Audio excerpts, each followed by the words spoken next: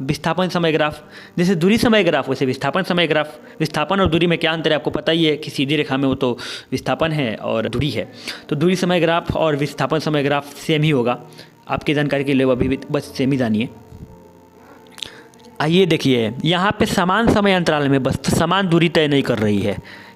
समान समय अंतराल में समान दूरी तय नहीं कर रही है, कभी समय ज़्यादा बढ़ रहा है, कभी दूरी ज़्यादा बढ़ रहा है ना। तो ये समान समय अंतराल में समान दूरी तय नहीं कर रही, तो ये असमान गति है।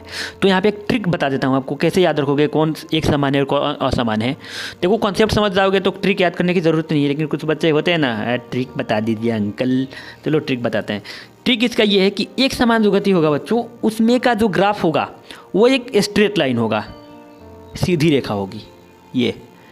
और जो असमान गति है यानी कि नॉन यूनिफॉर्म मोशन है या फिर नॉन यूनिफॉर्म स्पीड है, उसका जो ग्राफ होगा ना, उसका जो ग्राफ होगा वो थोड़ा इधर उधर हो सकता है। मतलब ज़रूरी नहीं है कि स्ट्रेट लाइन होगा, कर्व की तरफ ही हो सकता है।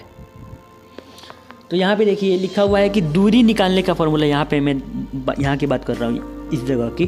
तो यहाँ के स्पीड जो है, स्पीड को यहाँ पे भी से शो करता है। स्पीड हो या वेलोसिटी हो, यहाँ पे इस क्लास में आप लोगों के स्पीड को भी से सूचित करेगा और दूरी को एस से। याद रख लो क्या बोल रहा हूँ मैं। स्पीड को भी से सूचित करेगा और दूरी को एस से। अब तुम कहोगे एस से की दूरी कर रहा है, तो बच्चों जो होता है वो होता है, हमें मानना पड़ेगा। तो यहाँ पे स्पीड को भी से सूचित करता है और दूरी को जो है डिस्टेंस को तय करता है, सूचित करता है एस से। तो डिस्टेंस यहाँ पे चाल निकालने का तरीका क्या है, S2 माइनस S1 और T2 माइनस T1। यहाँ पे देखिए S2 माइनस S1 और T2 माइनस T1 क्या होता है मैं आपको बता देता हूँ। आ जाओ भाई इधर आ जाओ, थोड़ा सा मैं छोटा कर लूँ। यहाँ पे देखिए ये जो ग्राफ है, मान लीजिए मुझे यहाँ से लेके यहाँ तक का दूरी निकालना है। तो मैं क्या करूँगा, एक सेकेंड, मैं क्या करूँगा, मान लो इस पॉइंट से लेके इस पॉइंट तक का मुझे चाल निकालना है। तो इस पॉइंट से लेकर ये जो दूरी है इसको और ये जो दूरी है इसको, इसमें से इसको घटा देंगे तो ये इतना भाग मिलेगा। और ये जो समय है इसको और ये जो समय है इसके, यानी कि समय में से इस छोटा समय को घटा देंगे। तो T2 माइनस T1, ये T2 है, ये T1 है, ये S2 है, ये S1 है। तो S2 माइनस S1 और T2 माइनस T1 कर देंगे तो हमें चाल इसका निकल जाएगा। आई होप कि थोड़ा बहुत आपको समझ में आया होगा। अगर ग्राफ अच्छे से जानते हो तो और अच्छा से समझ में आया होगा, है ना। तो ये है हमारा एक फार्मूला, ठीक है। ज़्यादा ज़रूरत नहीं आता, फिर समझ लो। ग्राफ पढ़ना चाहिए, पढ़ लो, सिलेबस में है। अब यहाँ पे दूरी समय ग्राफ का एक और मैंने दिया है।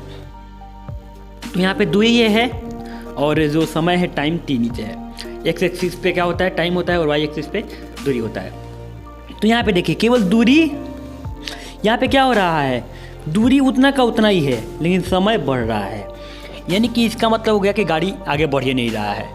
जहाँ पे कल था वहाँ पे आज है, केवल समय बढ़ रहा है। समय तो रुकने वाला है नहीं, समय तो हमेशा बढ़ते जाएगा, लेकिन दूरी रुक गया है, मतलब उसके आगे गाड़ी बढ़ ही नहीं रही है। तो इस टाइप के ग्राफ का मतलब होगा यार कि वस्तु जो है वो रेस्ट में है, विराम अवस्था। कैसा है बच्चों, विराम अवस्था। रेस्ट का मतलब होता है जिसका स्पीड जीरो हो, यानी कि स्पीड तक होकबे ना करे, या वेलोसिटी। तो डिस्टेंस और डिस्प्लेसमेंट आपको पता है दोनों एक ही चीज़ होता है, मतलब थोड़ा अजीज सजीज राशि का अंतर होता है। तो ग्राफ में फिलहाल हम उसको दोनों को एक ही समझ सकते हैं, समझने। ठीक है, आगे बढ़ते हैं। अब यहाँ पे एक और ग्राफ इंपॉर्टेंट आता है, वो है velocity time graph. Velocity time graph में क्या होता है, वाई एक्सिस पर हम वेलोसिटी को रखते हैं और एक्स एक्सिस पे हम लोग टाइम को रखते हैं। ठीक है, तो यहाँ पे देखिए इस ग्राफ को लेते हैं हम लोग। तो यहाँ पे क्या हो रहा है, जो वेलोसिटी जो है इसका, ये वेलोसिटी है हमारा, ये ले लो पेन लाल में, हाँ ये वेलोसिटी है हमारा। तो जो वेलोसिटी है वो रुका हुआ है, मतलब बढ़ ही नहीं रहा है, टाइम बढ़ रहा है, ये टाइम है हमारा। तो वेलोसिटी नहीं बढ़ रहा है, मतलब वेलोसिटी एक समान है। इसका मतलब क्या हो गया कि यहाँ पे जो त्वरण है यानी कि एक्सीलरेशन है वो जीरो होगा। यहाँ पे ना स्पीड बढ़ रहा है ना घट रहा है, तो एक्सीलरेशन क्या होगा बच्चों, एक्सीलरेशन हो जाएगा तुम्हारा जीरो। एक्सीलरेशन हो गया जीरो। तो यहाँ पे इस टाइप के ग्राफ का मतलब क्या होता है, एक्सीलरेशन जीरो। और एक बात और, वो स्टार बनाकर लिख लो बच्चों, स्टार बनाकर लिख लो कि जो वेग और समय ग्राफ है, यानी कि जो वेलोसिटी टाइम ग्राफ है, वो उसका अगर उससे जो फिगर बनता है, जो भी शेप बनती है, उसका हम एरिया निकालेंगे तो हमारा डिस्टेंस निकल जाएगा। यहाँ पे देखिए ये जो शेप बन रहा है, ये एक रेक्टेंगल बन रहा है, तो इस रेक्टेंगल का एरिया एन इंटू बी करोगे, यू विल गेट डिस्प्लेसमेंट। यहाँ पे आप लोग विस्थापन को प्राप्त कर लोगे, कितना विस्थापन चला है। उदाहरण के लिए तो चाल समय ग्राफ यानी कि वेलोसिटी टाइम ग्राफ को अच्छे से समझने के लिए हम एक क्वेश्चन को भी सॉल्व कर लेते हैं, जिससे हमें समझ में आ जाएगा। तो क्वेश्चन यहाँ पे ध्यान से देखिए।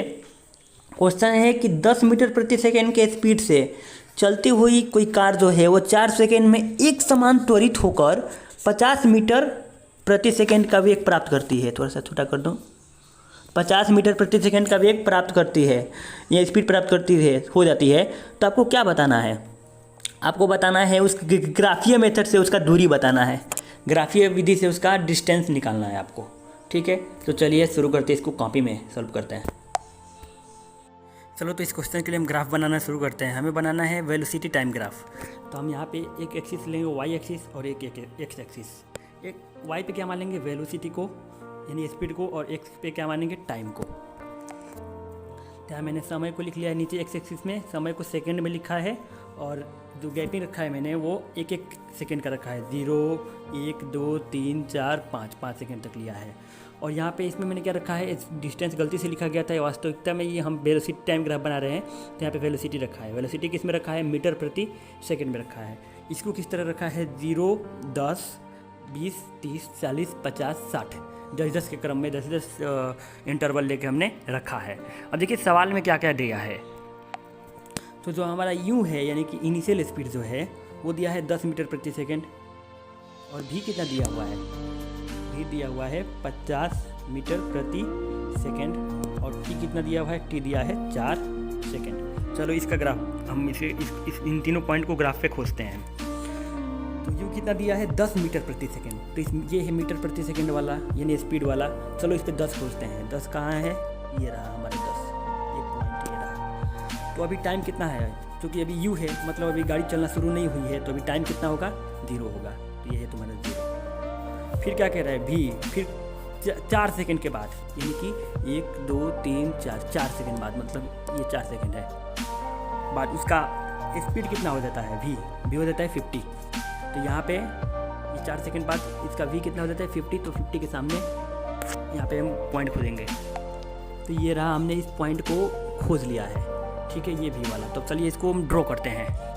तो यहाँ पे थोड़ा सा तिरछा हो गया। तिरछा मत समझना ही, मैं बिना स्केल के बना रहा हूँ, इसलिए थोड़ा सा इसका तिरछा थोड़ा सा इसके लेंथ में इधर उधर हो सकता है। तो यहाँ पे देखो, गाड़ी जो है समय शुरू हुआ लेकिन अभी गाड़ी नहीं चली, मतलब उसके बाद से क्या हुआ? गाड़ी सीधे स्टार्ट करती है 10 मीटर प्रति सेकंड। उसके बाद से इसका स्पीड बढ़ते जाता है, बढ़ते 4 सेकंड में इसका स्पीड हो जाता है 50 मीटर प्रति सेकंड। अब चलिए इस फिगर को पूरा बनाने के लिए हम यहाँ से यहाँ को मिला देते हैं, इसको इससे इसको मिला दिया। अब हम मिलाते हैं यहाँ से लेके यहाँ तक, 4 तक, है ना। तो ये हमने इसको मिला दिया। ठीक है, यहाँ पे पॉइंट बिंदु की तरह, यहाँ पे बिंदु की तरह इसलिए दिया है क्योंकि मैंने ये अपने मन से बनाया है ताकि एक बंद आकृति, क्लोज शेप बन पाए।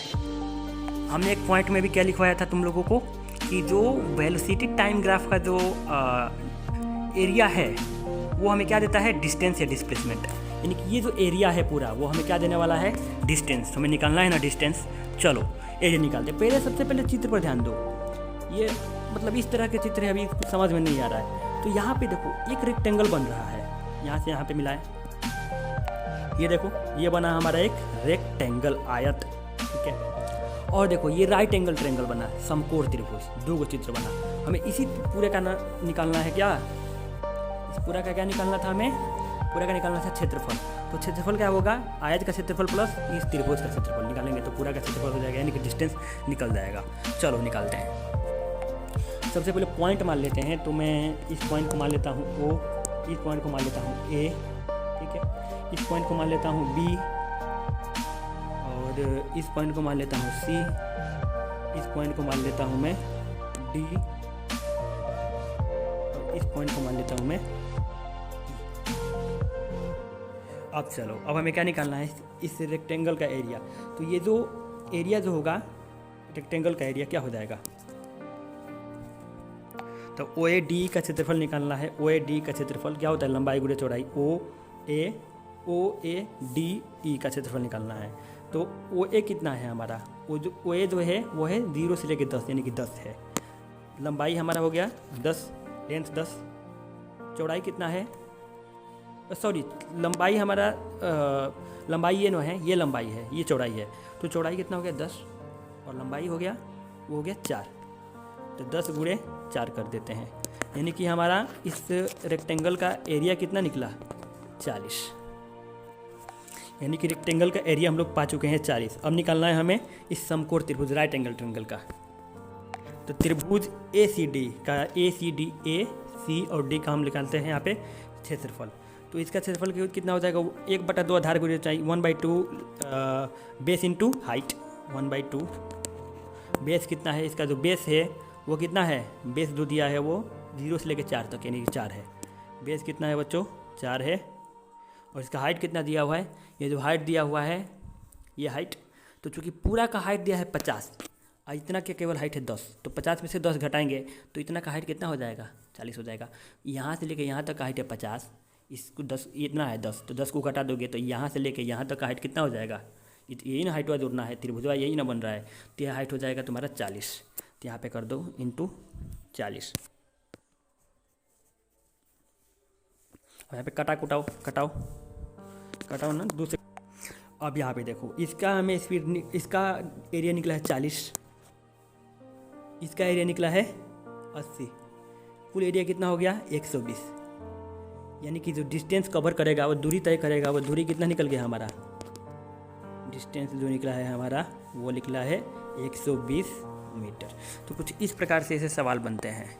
अब चलो तुम्हें दिखाने के लिए मैं जो गति का समीकरण होता है अगले वीडियो में पढ़ेंगे, वही इस चैप्टर का जान है, मतलब मेन चीज़। तो जो गति का उससे a equal to acceleration equal to v-u/t, तो 50 - 10/4 यानी कि हो गया 10 मीटर प्रति सेकेंड स्क्वायर। तो हम 3 गति का समीकरण पढ़ेंगे, इक्वेशन ऑफ मोशन पढ़ेंगे। एक होता है एस का मतलब होता है distance, S equal to ut + 1/2 at square. इस पर रखते हैं। चलिए u के जगह पर हमने रखा है 10, t के जगह पर हमने रखा टाइम 4 है, प्लस 1/2 at स्क्वायर। एक्सीलरेशन हमारा निकला था 10 मीटर प्रति सेकेंड स्क्वायर और टी स्क्वायर यानी कि 4 गुणे 4। तो वैसे 2 से इसको कटा दो 2 बार में, कितना हो जाएगा, तो ये हो जाएगा तुम्हारा 4 दूना 8 और 8 दहिया 80। ये हो गया तुम्हारा 80 और प्लस ये कितना हो जाएगा 10 चौका 40। इस फॉर्मूला से भी हमारा इसका डिस्टेंस कितना निकला 120 मीटर। ठीक है बच्चों, तो ये था सॉल्यूशन तुम्हारे इस सवाल का। इसी प्रकार के कई सारे सवाल आएंगे, तुम खुद से सॉल्व कर लोगे, मुझे उम्मीद है।